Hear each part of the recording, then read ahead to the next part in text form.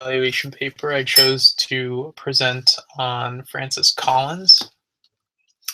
For those of you who don't know who Francis Collins is, he's an American physician. He's an MD as well as a geneticist with a PhD in chemistry. He is currently the director of the NIH in Bethesda, Maryland. He's noted for his discoveries in different disease genes and particularly for spearheading the Human Genome Project. He led the Human Genome Project as the director of the National Human Genome Research Institute. And beyond his pursuits of science and medicine, the most controversial part about Francis Collins is that he's an outspoken evangelical Christian. So this dichotomy of a very logical, very well-educated scientist partnered with the fact that he is a born-again Christian, while also being at the head of the NIH, makes him a very interesting leader in science and also in bridging the debate between very devout evangelical Christians who espouse views that most would consider against what most of the scientific community would hold. The 4 books to the right, the most notable of which is The Language of God, along with several others, were well received by both the scientific and Christian community and speak loads about his leadership qualities. So the public health issue that I hope to cover is both his genetics and medical research contributions and how they kind of pair with his contributions because of his faith. Collins oversaw the International Human Genome Sequencing Consortium. So this was the research group or the consortium across several research universities and institutions that drove the Human Genome Project. It wasn't a single lab that carried out the sequencing of the human genome. It was done collaboratively across many different research centers. He also was instrumental in creating the National Center for Advanced Translational Research and Sciences. Again, as a medical scientist, he was able to take what works in the lab and translate that into the clinic for new treatments and cures for disease. What's really notable about Francis Collins is not only that he's Christian, but that he began as an atheist. In his 20s, during his residency after medical school, he saw a lot of patients dealing with severe suffering, and it was those that really clung to some sort of faith that were able to endure their suffering better than others. This caused him to want to reevaluate his own faith, and eventually that caused him to become a Christian. So to be able to speak to both an atheist, agnostic, and Christian state of mind has poised him to be very different than most other scientists. I think another thing that's really important is to see how he's taken that, both his faith, his science background, his leadership role at the NIH, and carved out different foundations such as the BioLogos Foundation to further his understanding as a classically trained geneticist in theistic evolution. So challenges as a scientist who is also a self-proclaimed Christian. There are a lot of issues that he is challenged with, primarily in the realm of bioethics, and he's encountering bioethical challenges in the wake of the genome era, and he's addressing them through a Christian lens. That means he needs to stress the importance of these ethical, legal, and social issues, and as the head of a government organization, uphold the laws and institutions that support and encourage science and the pursuit of science, but also speak to the subtle and nuanced issues such as around personalized medicine and designer babies, issues that tend to flare up.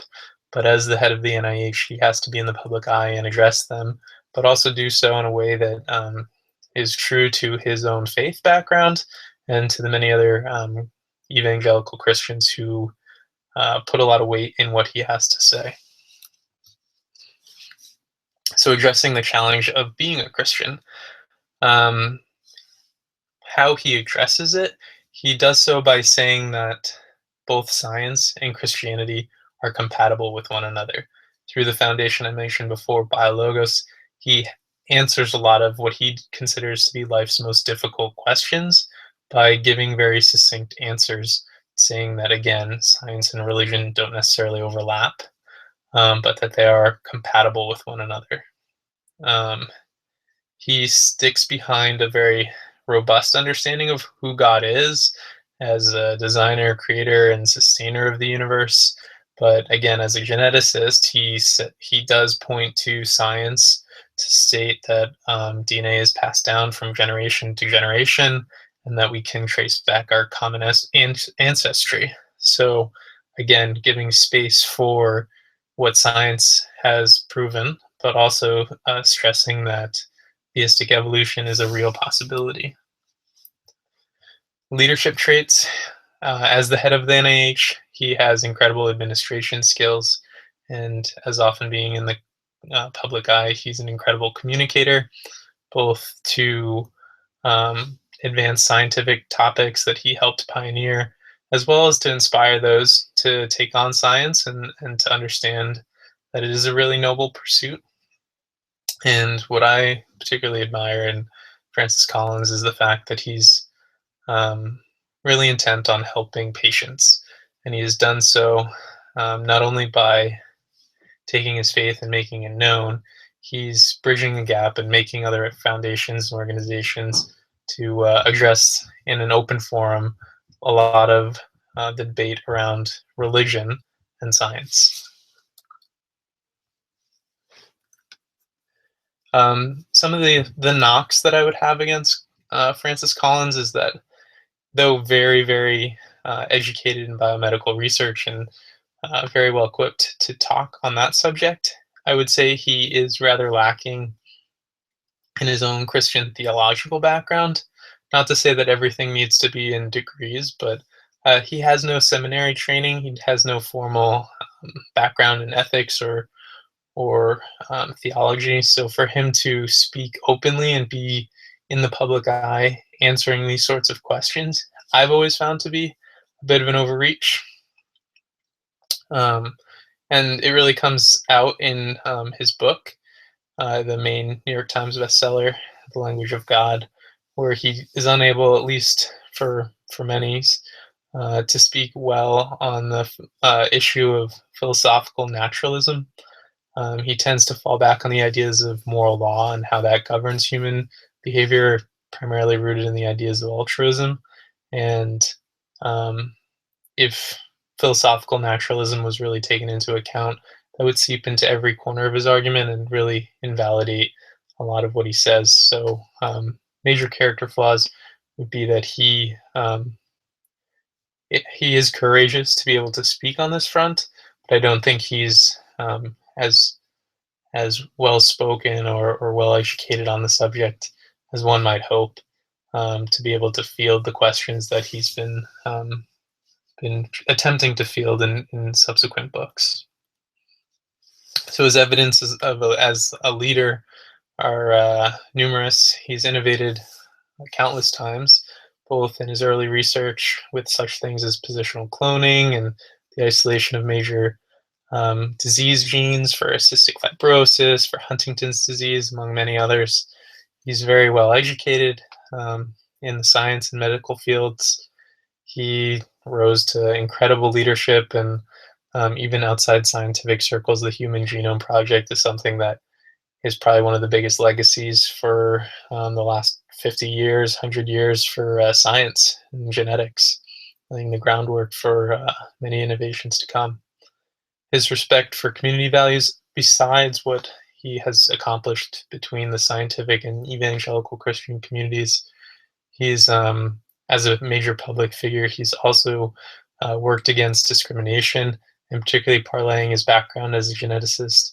He, during Clinton's administration, was able to um, prohibit government agencies from obtaining information, genetic information, and the use of it for any sort of discrimination purposes. I thought that was a pretty interesting fact about Francis Collins, that he is able to run the NIH with current information in these sort of bioethical issues. and collaboration with others overseeing the Human Genome Project, which again I stated was multidisciplinary, multi-institutional, and across the world. He achieved an incredible feat, and to do so with so many disparate viewpoints and different agendas that are highly competitive. The scientific community is often trying to usurp the next guy and fight for funding from the NIH. He did all of that and was able to accomplish a goal that many didn't think was possible in the timeframes that he pulled together. And then his significant contributions to the field of public health. I think there are many people in Christian circles that may not hear the same public health announcements because they don't want to hear these things.